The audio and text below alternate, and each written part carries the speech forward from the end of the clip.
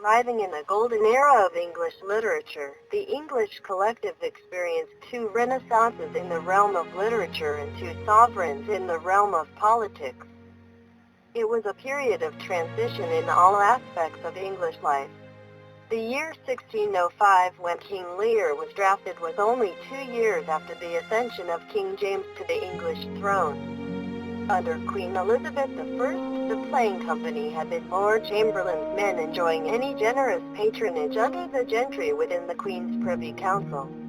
Later, it was renamed the King's Men, licensed under the direct patronage of King James, which transformed the relationship between the company and the monarchy significantly. In fact, it was argued that this change was one of the factors conspiring to Shakespeare's turning to tragedy.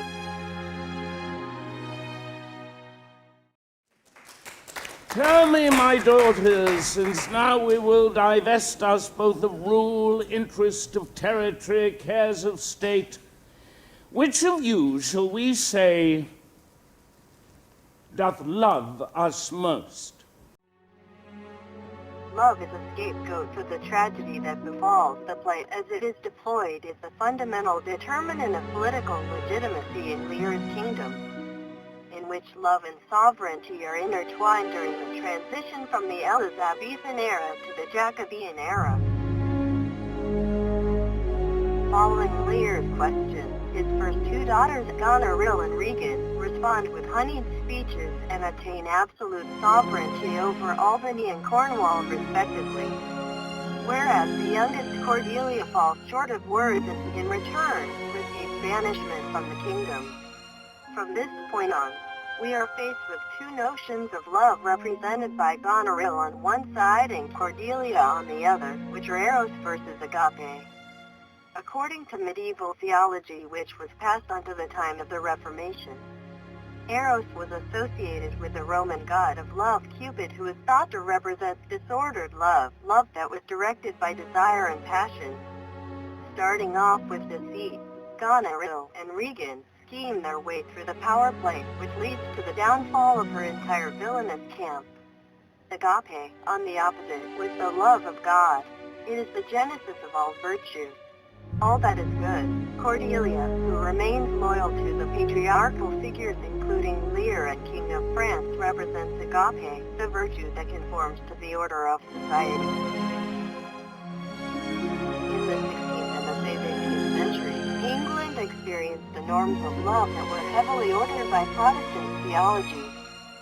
Since sexuality was condemned by the Church due to the Christian anxiety towards social chaos, love turned into a form of faith between God and human beings and was institutionalized through religious rituals and civil responsibilities such as marriage and family.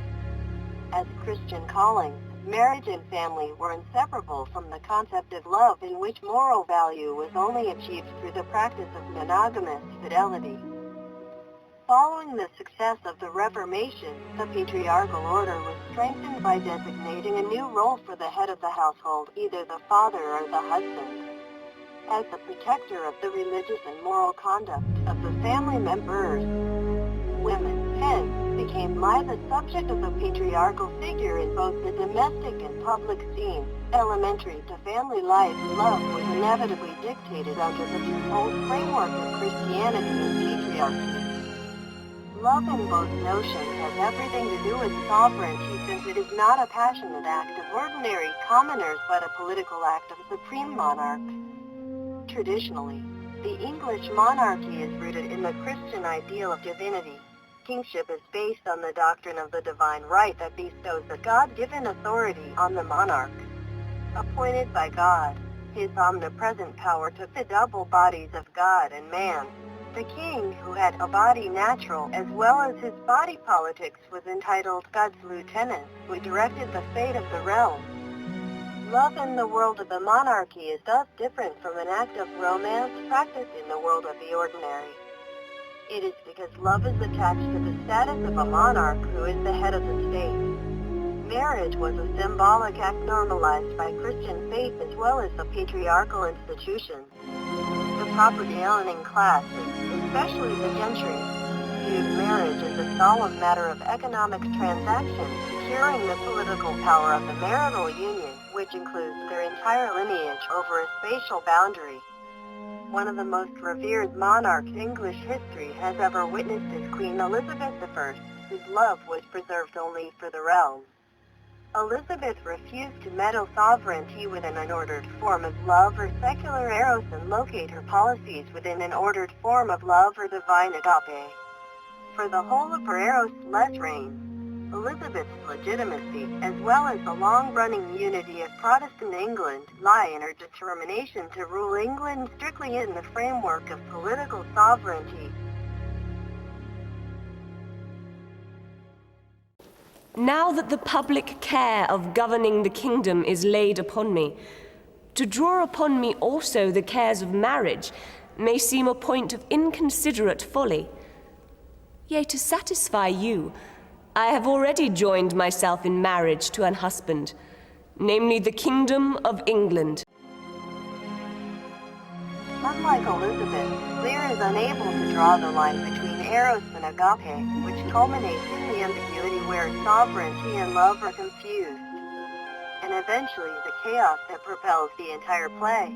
The open-ended denouement of the conflated version, presumably born out of the collaboration of the king's men, might have functioned as a dramatization of the perils of division.